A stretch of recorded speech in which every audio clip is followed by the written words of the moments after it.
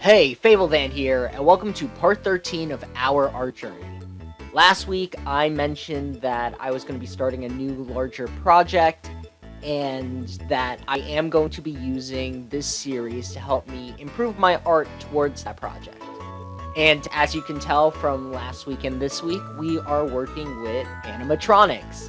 That probably gives an idea for what that project is going to be. Again, I'm going to be keeping things pretty cryptic, but I think, there is a certain franchise that made any kind of animatronic drawing. Sorry, I kind of blanked out there, but again, what I'm trying to say is that I am going to be keeping things a bit discreet on what the actual project is, the progress on that project. I will say I've made a lot more progress than I thought I was going to within just this first week. However, I want to keep things under wraps till I get more of it done, So once it gets closer to that completion date, which might be a few months down the line, I'll start talking about it more.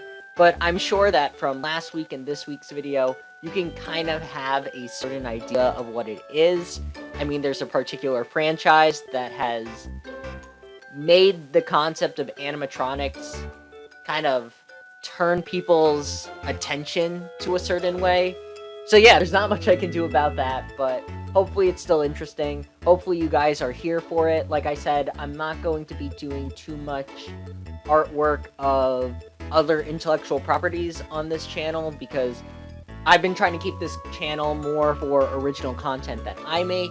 However, because I am learning a new medium, learning new references and stuff, I do feel like it makes sense at times to talk about how other intellectual properties do their designs, do their concepts.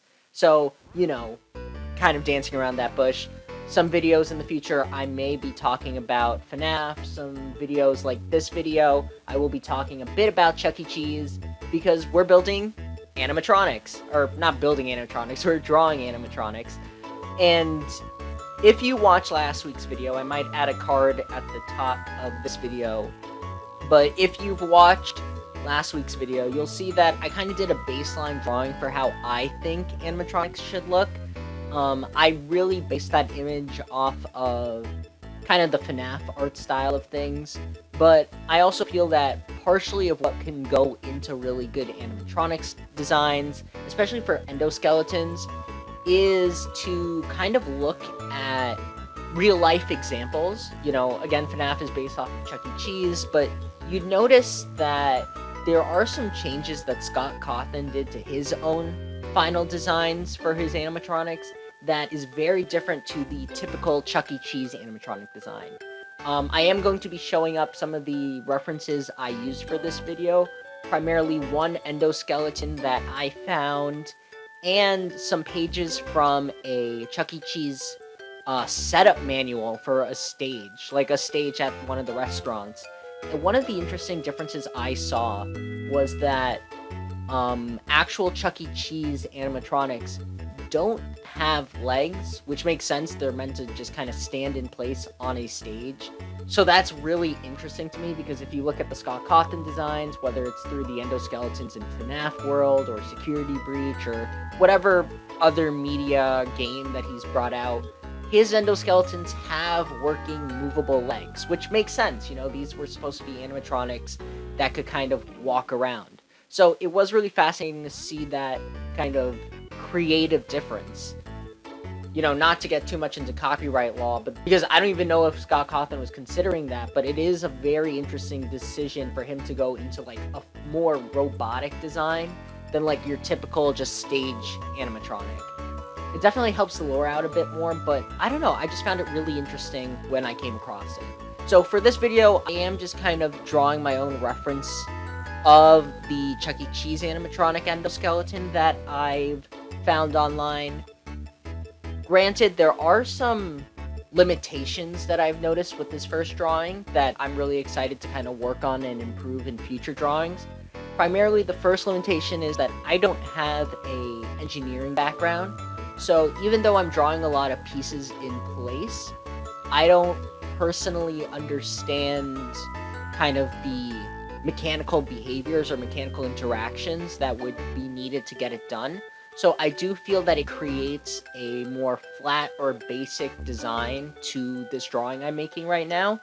Like, I don't get the specific gizmos that would make such an animatronic move around and work.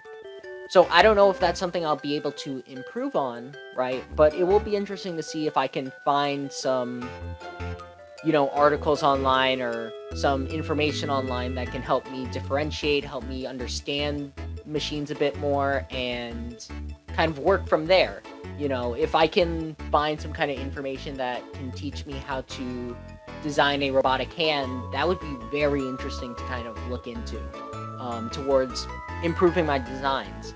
The second issue I came across is not that big of an issue. I think I can fix it on my own time. But you'll notice between the reference image and this image, the head I made for the robot is a lot smaller than a head that is typically used. And that's because I was kind of drawing with a very human proportion, right? Where like it's a smaller head to match the more proportional body.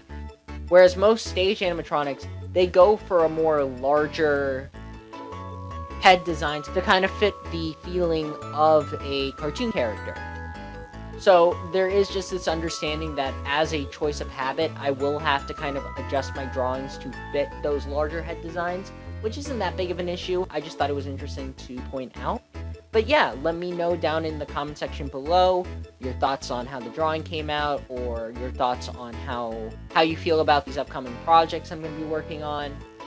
And if you've watched until the end, please consider liking and subscribing, because, I mean, if you've watched this long, you probably have some interest with the series. So, yeah, thank you all for watching, and I'll see you all next time.